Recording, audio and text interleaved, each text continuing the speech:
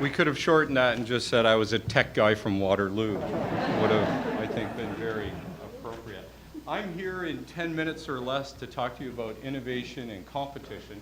And of course, that's a topic that we could spend the whole day on. It's quite complex, and it's getting more complicated as we become more global. If you're very interested in...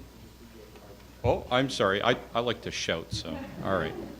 I'll be constrained and stand here for all of you. Competition and innovation is a complex topic, and one that the federal government has recognized as such. And in fact, there is something called the Wilson Report, which came out a year ago, that described what the formal name is Global Competition Policy Review Panel.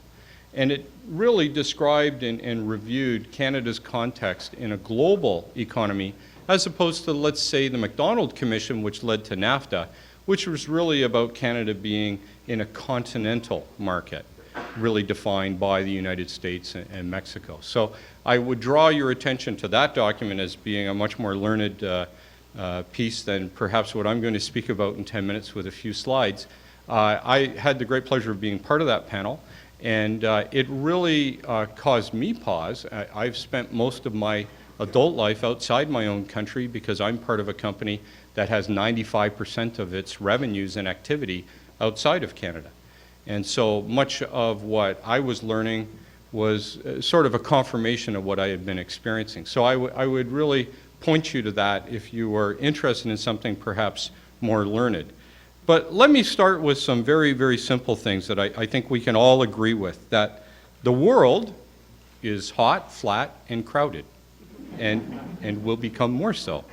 And that, of course, leads to issues of global competition. If the world is flat, if you're a student of Friedman, you'll start to realize that whether you're in India in a call center or in Halifax in a call center, hard to tell the difference. So it's starting to really have a huge impact on the way we organize our economies and the way we think about each other.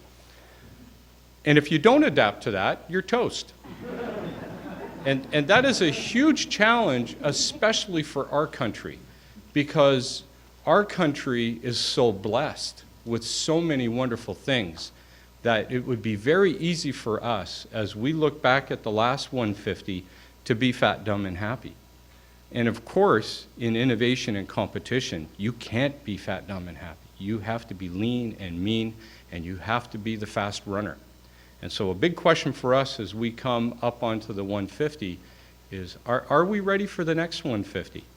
And that's a real challenge, because so much of what flows from our culture and our society is really based on our ability to innovate and compete. So let's take an example, and this is featured in the Wilson Report. This is a global supply chain, and this, I'm happy to say, is Bombardier. And this global supply chain is quite remarkable and is competitive and really meets great innovation standards. But that's a supply chain based on economic partners of really the last 50 years, since the post-war era. And if we think about it, that won't be relevant. So even some of our most innovative companies that have built global supply chains, this chart is a bit of an eyesore, so I apologize for that, but it's an image of the world, and in those bar charts, and we're just starting to experience this now, many of you are hearing the acronym BRIC, which stands for Brazil, Russia, India, and China. Most economists forecast, and you can debate the time or the amount, but the vast majority of the world GDP is going to shift from an American-centric one to a BRIC-centric one. We can debate time and quantum, but virtually no one debates the shift. And are we as Canada ready for something like that? But there's something else going on at the same time. And I put this slide up because, you know, as a tech guy from Waterloo, this is something I'm more comfortable with. But at the same time as that big, you know, if you will, demographic shift of where the geopolitics and all that stuff is happening, we also have the sort of next era of the information revolution. Because remember, the internet and the fact that the world is flat is driving that previous slide. So now let's look at a computer screen. On the left-hand side is the old way, and on the right-hand side is the new way. The old way is text and email and what have you, and on the right-hand side, it's all what we call immersive digital. And the right-hand side is way faster, way more innovative, and way more competitive than the left-hand side. And we are creatures of the left side, and we ignore the right side at our peril. Because if you're in brick, you're starting right from the beginning. So they leapt several generations of telecommunications infrastructure. They didn't go through the cycles that we went through, they just simply went to mobile. And so this is somewhat representative of the challenge that we all have as Canadians going forward. And the best representation of it is Avatar. If you've had a chance to see the movie, great. If you haven't, go see it, because that is an immersive environment, and that is technically feasible today. Not to the extent that Cameron's described it, of course, but that concept of being immersive is very valid. Now, you might say, well, what does all that have to do with innovation and competition? Well, let's recast the left side and the right side again.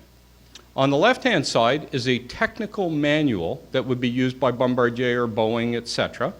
And it's a manual that generally takes years to produce, and it's a manual that requires, if they make one engineering change to an engine, let's say, they have to go through and translate it, document it, get it into 50 languages, and that takes 6 to 9 months, because you've got to get it right for liability reasons and what have you.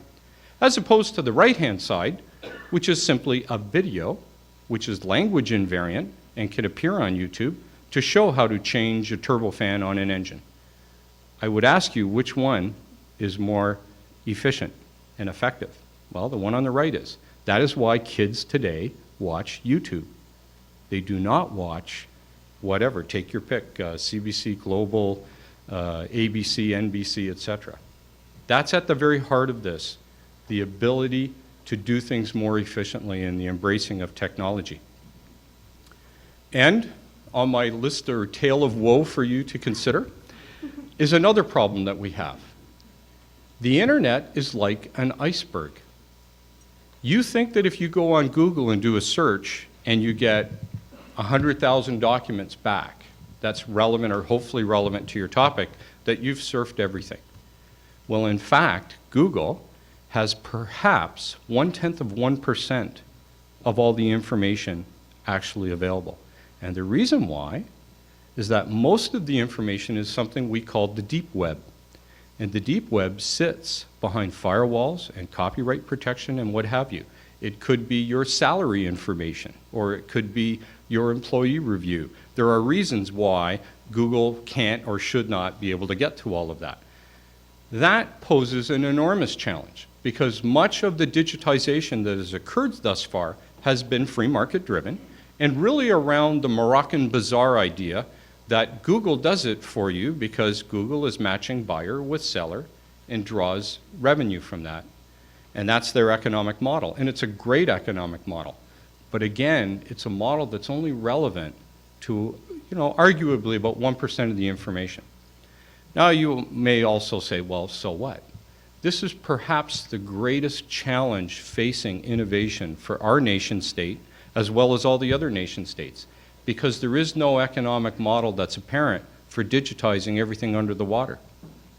And so what does that mean today? That means today that in Canada, if you're a student, or if you're any one of us, and we're searching for something relevant to Canada, where do you think we're going? We're going south. We're going across the border south.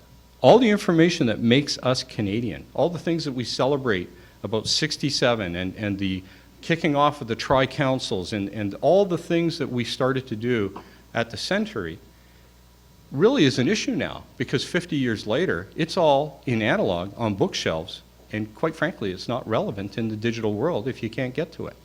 We are in danger of becoming a digital colony.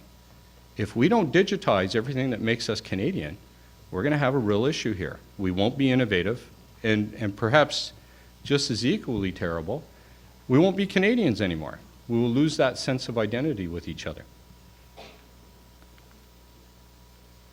So there is hope. We do have a great basis in the country for digital expertise.